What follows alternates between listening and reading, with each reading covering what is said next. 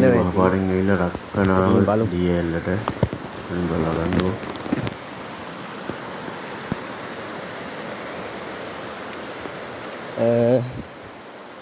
යන්න එන පාර කියන්නම් ඇත්තටම ඉතින් ඇවිල්ලා නම් මේ වගේ දේවල් එනකොටම දකින්න පුළුවන් උනේ මේ දේවල්. ඇත්තට මේ දේවල් කරලා යන්න එපා. ඊයේ නම් වැස්සයි කිව්වා ගමේ මාම කෙනකින් එව්වට පස්සේ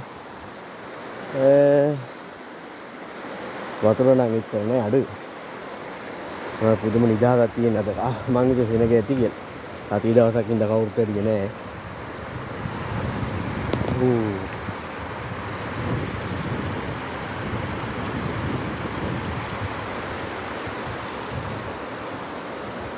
ඇවිල්ලා ඉතින් පොල්ල වුණාම ඉතින් ඇවිල්ලා ආතල්ලක ඉන්න ඕනේ තමයි.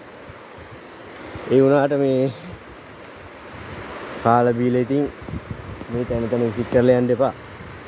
මේ පරිසරය විනාශ වෙනවනේ. ආවට පස්සේ යන්න හිතෙන්නේ නැහැ.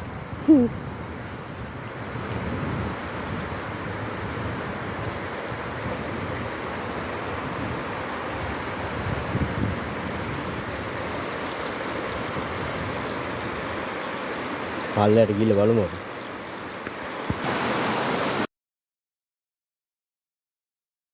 දැන් නම් නාන්න හිතෙනවා.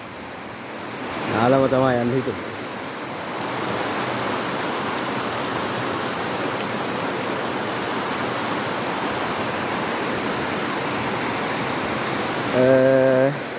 මේ ඇවිල්ලා දරණීගල. හරියටම පාර කියන්න මට තේරෙන්නේ නැහැ. මාත් අහගෙන තමයි ආවේ. කට්ටියකින්. ගියලි 7ක් තියෙනවා. කොහමද එකක් හරි බලලා යනවා කියලා හිතලා තමයි ආවේ. දැන් ඉතින් නාලම තමයි යන්නේ.